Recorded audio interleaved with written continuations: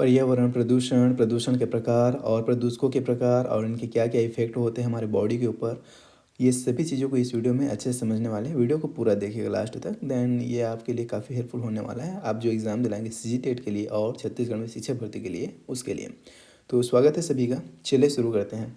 परिभाषा और नियंत्रण संगठन।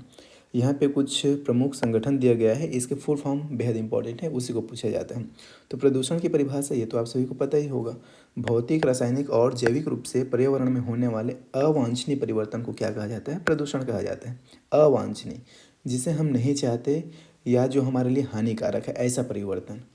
और इससे संबंधित प्रमुख संगठन है, ऑर्गेनाइजेशंस है, जिसे आपको याद रखना है। जैसे WHO, वर्ल्ड हेल्थ ऑर्गेनाइजेशन, विश्व स्वास्थ्य संगठन, इसका फुल फॉर्म ही ज़्यादा इंपॉर्टेंट है, अक्सर इसी को पूछा जाता है, तो आपको फुल फॉर्म को याद रखना है इन सभी का।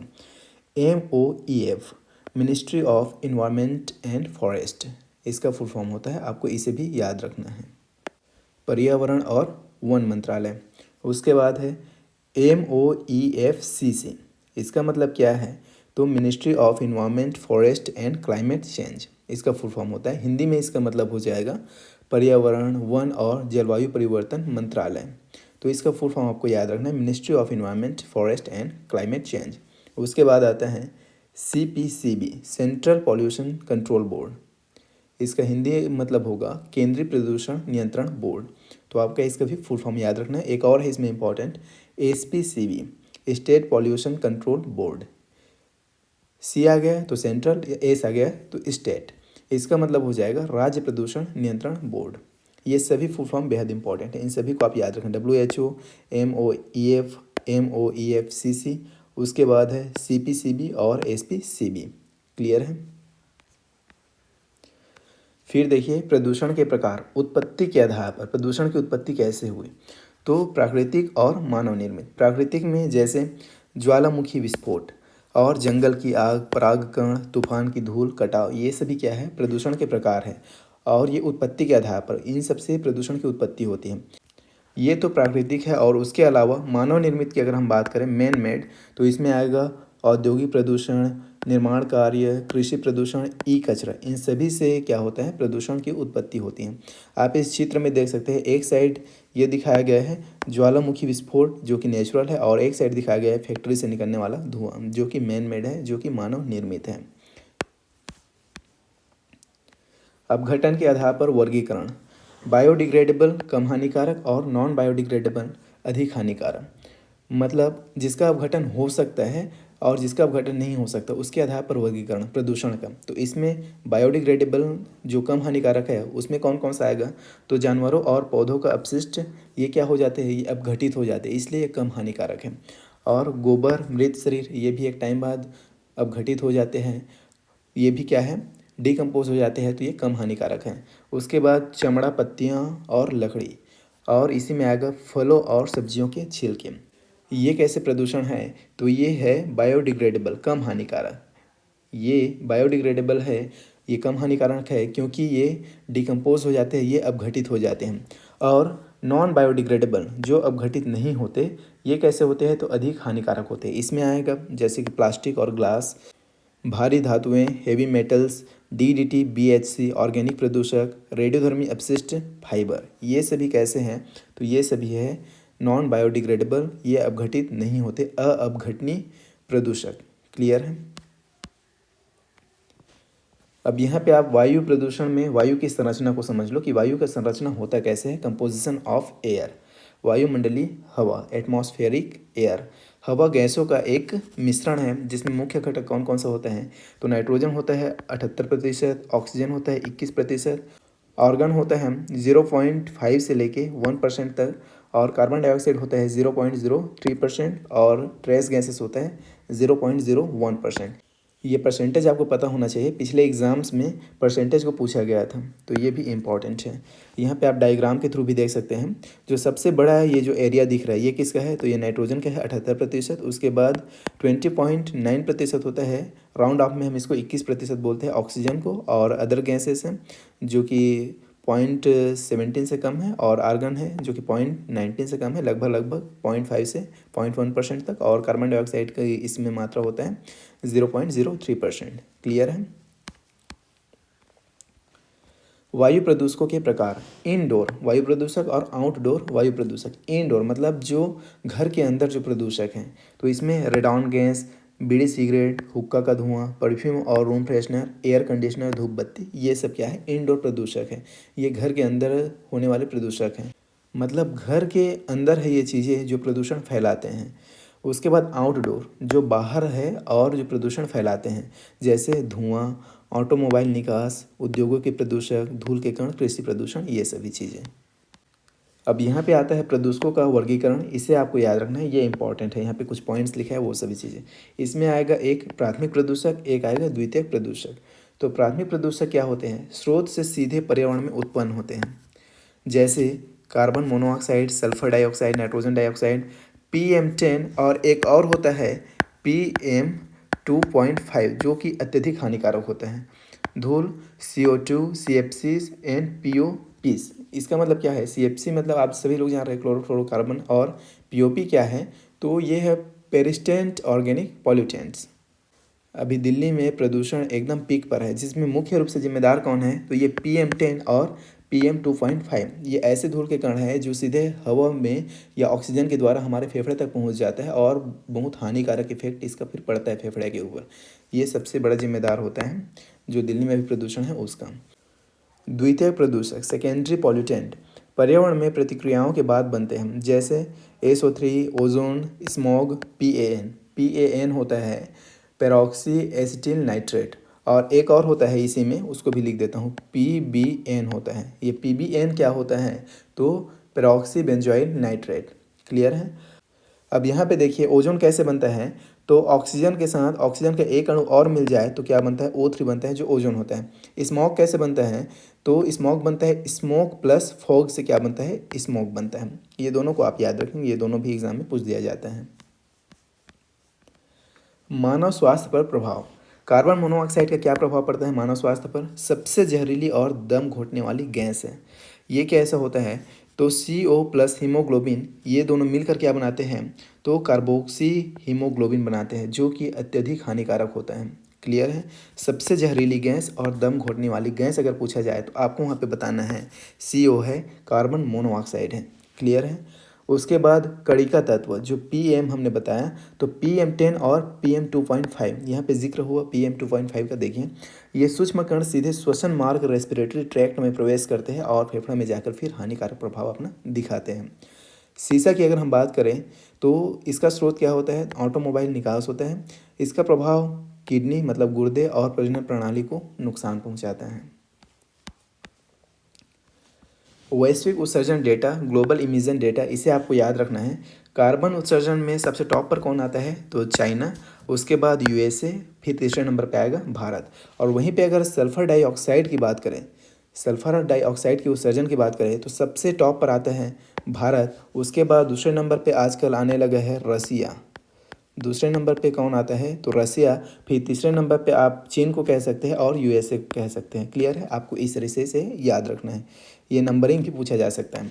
सल्फर डाइऑक्साइड उत्पन्न करने में जो वैश्विक उत्सर्जन डेटा पूछा जाए आपसे सल्फर डाइऑक्साइड का, तो आप बताएंगे भारत टॉप पर आता है, और अगर कार्बन डाइऑक्साइड का पूछा जाए तो चीन टॉप पर आता है। दोनों इंपॉर्टेंट है, दोनों को याद रखेंगे।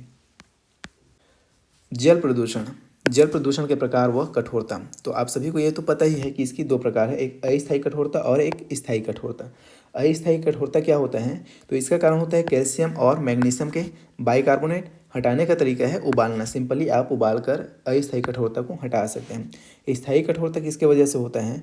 तो कैल्शियम और मैग्नीशियम के सल्फेट और क्लोराइड के कारण। इसको हटाने का तरीका क्या है? तो RO, रिवर्स ऑस्मोसिस, आसवन डिस्टिलेशन, सोडियम कार्बोनेट। इस तरीके से आप स्थायी कठोरता को भी हटा सकते हैं। फिर आता है जल गुणवत्ता पैरामीटर। इसमें आप दो चीज़ पढ़ेंगे, एक पढ़ेंगे BOD, बायोकेमिकल ऑक्सीजन डिमांड, और एक आप पढ़ेंगे इसी में COD, केमिकल ऑक्सीजन डिमांड। दोनों क्या है? दोनों इंपॉर्टेंट है, दोनों को याद रखेंगे, दोनों को अच्छे से समझेंगे आप। देखिए BOD क्या है? तो सूक्ष्म जीवों द्वारा कार्बनिक अपशिष्ट को अपघटित करने के लिए आवश्यक ऑक्सीजन। सूक्ष्म जीवों द्वारा कार्बनिक अपशिष्ट को अपघटित करने के लिए आवश्यक ऑक्सीजन की मात्रा क्या होता है? तो BOD होता है, बायोकेमिकल ऑक्सीजन डिमांड होता है। और सीओडी क्या होता है, तो पानी में कार्बनिक और अकार्बनिक दोनों प्रदूषकों को अपघटित करने के लिए जो आवश्यक ऑक्सीजन है वो होता है सीओडी। क्लियर है। उसके बाद आता है सुपोषण यूट्रोफिकेशन। ये क्या है, तो देखिए, जब जल निकायों में नाइट्रोजन और फास्फोरस की सांद्रता बढ़ जाती है तो शैवाल तेजी से बढ़ते हैं। क्या होता है, शैवाल प्रस्फुटन होता है, एल्गी ब्लूम, पानी में ऑक्सीजन की कमी हो जाती है और जलीय जीवन मछली आदि की मृत्यु हो जाती है। ये होता है सुपोषण यूट्रोफिकेशन। उसके बाद आगे इसमें समझिए जैव आवर्धन, बायोमैग्निफिकेशन। ये क्या है, तो खाद्य श्रृंखला में एक पोषक स्तर से अगले पोषक स्तर तक हानिकारक पदार्थों की सांद्रता का बढ़ना। पदार्थ इसमें आता है डीडीटी, पारा, कैडमियम, सीसा। ये नॉन बायोडिग्रेडेबल होते हैं और शरीर में जमा होते रहते हैं। जैसे इसे डायग्राम के थ्रू समझो, जो पदार्थ है वो यहाँ पे आया, अब यहाँ से इसमें जाएगा, यहाँ से इसमें जाएगा, यहाँ से इसमें जाएगा, लगातार वो बढ़ते जाएगा और फिर यहाँ से ये कहाँ जाएगा, तो यहाँ देखो ये वो खा लेगा बगुला, और फिर इसे ये इंसान खा लेगा, इसे ये भेड़िया, कुत्ता, बिल्ली, मगरमच्छ जो भी ये सब खा लेंगे। तो इस तरीके से एक पोषक स्तर से यहाँ गया, यहाँ से यहाँ गया, यहाँ से यहाँ गया और यहाँ से फिर इन सब में पहुँचा। तो एक पोषक स्तर से अगले पोषक स्तर तक हानिकारक पदार्थों का सांद्रता का बढ़ना, यही क्या है, जैव आवर्धन है, बायोमैग्निफिकेशन है। और इसमें कौन कौन से पदार्थ शामिल है, तो नॉन बायोडिग्रेडेबल पदार्थ है कुछ, जिसका नाम है डीडीटी, पारा, कैडमियम, सीसा। क्लियर है, समझ में आया जैव आवर्धन। चलिए आगे देखते हैं जैव आवर्धन सांद्रता स्तर। उदाहरण इसका देखिए, जैसे जैसे हम खाद्य श्रृंखला में ऊपर जाते हैं रसायन की मात्रा बढ़ती है। देखिए, अगर हम एक समुद्र की बात करें तो उसमें सबसे ज़्यादा कौन होते हैं, पादप प्लवक होते हैं, फाइटोप्लैंक्टन्स होते हैं, सबसे जो छोटे जीव है बोल सकते हैं। अब इसमें 0.001 ppm न्यूनतम सबसे कम है। उसके बाद आते हैं जंतु प्लवक, मतलब जो प्लैंक्टन्स जो पादप प्लवक को खाते हैं। अब इसमें यह मात्रा कितना हो गया, 0.001 ppm। और जंतु प्लवक जो प्लैंक्टन्स को कौन खाते हैं, छोटी मछली, इसमें यह सांद्रता कितना हो गया, 0.01 ppm। छोटी मछली को कौन खाता है, बड़ा मछली, तो बड़ा मछली में कितना हो गया, 1 ppm, जो कि सर्वाधिक हो गया। क्लियर है, इस तरीके से जैव आवर्धन सांद्रता स्तर को आप समझ सकते हैं। क्लियर है। धातुओं रसायनों से होने वाले रोग, ये सभी इंपॉर्टेंट है, इसे आपको याद रखना है। पारा से कौन सा रोग होता है, तो मिनी माता रोग होता है। कैडमियम से कौन सा रोग होता है, तो इटाई इटाई आउच आउच रोग होता है। नाइट्रेट से कौन सा रोग होता है, तो ब्लू बेबी सिंड्रोम होता है। आर्सेनिक से होता है ब्लैक फुट रोग। इसके अलावा और कुछ रोग है जिसे आपको याद रखना है। एक कॉपर है, तो कॉपर से होता है विल्सन डिसीज होता है। और साथ ही साथ आपको लेड भी याद रखना है, लेड से रोग होता है मिसकैरियज हो जाता है, किडनी प्रॉब्लम हो जाता है, रिप्रोडक्टिव हेल्थ हो बिगड़ जाता है इससे। चलिए इसको मैं लिख देता हूँ यहाँ पे।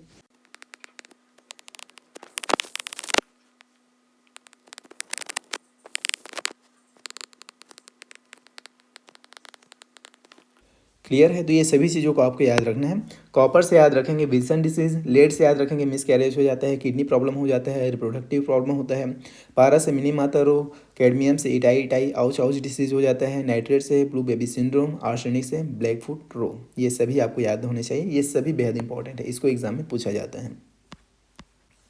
फिर समझते हैं मृदा प्रदूषण, सॉइल पॉल्यूशन। तो इसके भी दो सोर्स हैं, एक तो है प्राकृतिक स्रोत और एक है मानव जनित स्रोत। तो प्राकृतिक स्रोत में कौन कौन सा आता है, रेडॉन गैस, जंगल की आग, मृदा अपरदन, ज्वालामुखी विस्फोट। इसका प्रभाव क्या होता है, मृदा की मिट्टी की उर्वरता कम हो जाती है। क्लियर है। उसके बाद इसी में आता है मानव जनित रोग, एंथ्रोपोजेनिक। अब मानव जनित कौन सा है, तो अम्ल वर्षा, एसिड रेन, रासायनिक उर्वरकों का अत्यधिक उपयोग, कीटनाशक, शाकनाशी और प्लास्टिक कचरा। इन सब के कारण क्या होता है, तो मृदा प्रदूषण होता है, सॉइल पॉल्यूशन होता है। आगे समझिए ध्वनि प्रदूषण, नॉइस पॉल्यूशन। अब इसकी परिभाषा क्या है, अवांछनीय ध्वनि जो हमें परेशान कर सकती है। अवांछनीय वही जो हमें नहीं चाहिए, जो हमारे लिए हानिकारक है, मतलब जो हमें परेशान कर सकती है, वही क्या होता है, तो ध्वनि प्रदूषण होता है। इसका मापन कैसे करते हैं, तो ये यूनिट आप याद रखेंगे, डेसिबल में करते हैं। और यंत्र कौन सा होता है, तो ऑडियोमीटर होता है। ये दोनों इंपॉर्टेंट हैं। डेसिबल को तो कई बार कई एग्जाम में पूछा जा चुका है। और उसके बाद अगर हम इसकी सीमा को देखें तो शांत क्षेत्र किसे कहेंगे, 35 से 45 डेसिबल, जो कि अक्सर रात में होता है। हानिकारक कितना होता है, तो 80 डेसिबल से अधिक की ध्वनि। अब यहाँ पे देखिए अस्थायी बहरापन कितने में हो जाता है, तो 120 डेसिबल से अधिक ध्वनि में। ये गलत प्रिंट हुआ है, इसको मैं सुधार देता हूँ।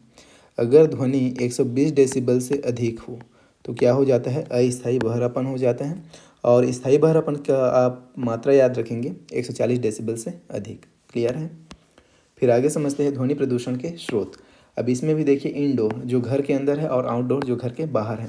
तो इंडोर ध्वनि प्रदूषण के स्रोत कौन से हैं, grind mixer juicer, air conditioner cooler, radio TV mobile, pressure cooker, vacuum cleaner, ये सभी क्या है, इंडोर ध्वनि प्रदूषण के स्रोत हैं। आउटडोर में लाउड स्पीकर, डीजे, ऑटोमोबाइल यातायात, उद्योग और कारखाने, निर्माण कार्य, खदानें, ये सभी क्या है, तो आउटडोर ध्वनि प्रदूषण के स्रोत हैं। ध्वनि प्रदूषण से देख रहे हो हेडेक हो रहा है, आदमी परेशान चिड़चिड़ा हो जा रहा है, स्टडी में कंसंट्रेशन नहीं हो पा रहा है, बच्चे को भी ये प्रभावित करते हैं। क्लियर है। और यहाँ पे देखिए कुछ ध्वनि आवृत्तियाँ हैं, साउंड फ्रिक्वेंसीज हैं। इंफ्रासोनिक जो 20 हर्ट्ज से कम हो, इसको कौन सुनता है, तो हाथी, कुत्ता और व्हेल। श्रव्य ध्वनि जो कि होता है 20 हर्ट्ज से 20,000 हर्ट्ज तक, जिसे कौन सुनता है, तो मनुष्य। इसे आप याद रखेंगे, बेहद इंपॉर्टेंट है। क्लियर है। इसको पूछा जा चुका है पिछले एग्जाम्स में। जो ऑडिबल है, जो श्रव्य ध्वनि है, उसकी सीमा कितनी होती है, उसकी साउंड फ्रीक्वेंसी क्या है, तो आपको बताना है 20 हर्ट्ज से 20,000 हर्ट्ज। और ये कहीं कहीं पे ऐसे भी लिखा जा सकता है 20 हर्ट्ज से आपको ये लिख देगा 20 किलो हर्ट्ज। तो ये भी करेक्ट है, ये भी करेक्ट है और ये भी करेक्ट है, दोनों को आपको याद रखना है। अल्ट्रासोनिक ध्वनि की फ्रीक्वेंसी आवृत्ति कितना होती है, तो 20,000 हर्ट्ज से अधिक। इसको कौन सुन सकते हैं, तो चमगादड़ और डॉल्फिन। बाकी फ्रीक्वेंसीज यहाँ पे आप डायग्राम के थ्रू भी समझ सकते हैं। विभिन्न जीवों की श्रवण क्षमता, कौन सा जीव कितना सुन सकता है, सुनने की कैपेसिटी क्या है, इसे भी पूछ दिया जाता है, तो आप याद रखेंगे। देखिए चमगादड़ की अगर हम बात करें तो 2 किलो हर्ट्ज से 120 किलो हर्ट्ज तक की ध्वनि सुन सकती हैं। डॉल्फिन की अगर हम बात करें 75 हर्ट्ज से 150 किलो हर्ट्ज। अगर हाथी की बात करें तो 17 हर्ट्ज से 10.5 किलो हर्ट्ज। और अगर हम कुत्ते की बात करें तो 64 हर्ट्ज से 44 किलो हर्ट्ज। और ब्लू व्हेल की अगर बात करें तो 14 हर्ट्ज से 36 हर्ट्ज। और कीड़े की अगर बात करें तो 10 किलो हर्ट्ज से 80 किलो हर्ट्ज तक की साउंड ये सुन सकते हैं। अब यहाँ पे देखिए नियंत्रण के उपाय, कंट्रोल मेजर्स। ध्वनि प्रदूषण नियंत्रण आप कैसे कर सकते हैं, तो ग्रीन मफलर, सड़कों के किनारे पेड़ लगाना जो शोर को सोखते हैं। ये क्या करते हैं, साउंड एब्जॉर्बर होते हैं, साउंड को एब्जॉर्ब कर लेते हैं, ध्वनि को सोखते हैं। तो आप सड़क किनारे क्या कर सकते हैं, पेड़ लगा सकते हैं, जिससे क्या होगा, ध्वनि प्रदूषण नियंत्रित होगा। ग्रीन बेल्ट, बफर जोन बनाना और पुराने वाहनों पर प्रतिबंध लगाना, इस तरीके से आप ध्वनि प्रदूषण को नियंत्रित कर सकते हैं, कंट्रोल कर सकते हैं। बात करते हैं मृदा प्रदूषण नियंत्रण का, तो आप जैविक खाद, ऑर्गेनिक मैन्योर का प्रयोग कर सकते हैं, मिश्रित फसल और फसल चक्रण का इस्तेमाल कर सकते हैं, प्लास्टिक का कम उपयोग करना और कीटनाशकों का कम प्रयोग करना। इन तरीक़ों से आप मृदा प्रदूषण को नियंत्रित कर सकते हैं। तो ये रहे प्रदूषण नियंत्रण के उपाय। एंड डेफिनेटली आपको सारी चीज़ें प्रदूषण से रिलेटेड समझ में आया होगा और वीडियो हेल्पफुल लगा होगा। वीडियो पसंद आया तो लाइक कर सकते हैं और बाकी ऐसे क्लासेस आते रहेंगे चैनल पर, उसके लिए आप लोग तैयार रहिएगा। मिलते हैं नेक्स्ट वीडियो में, तब तक के लिए टेक केयर।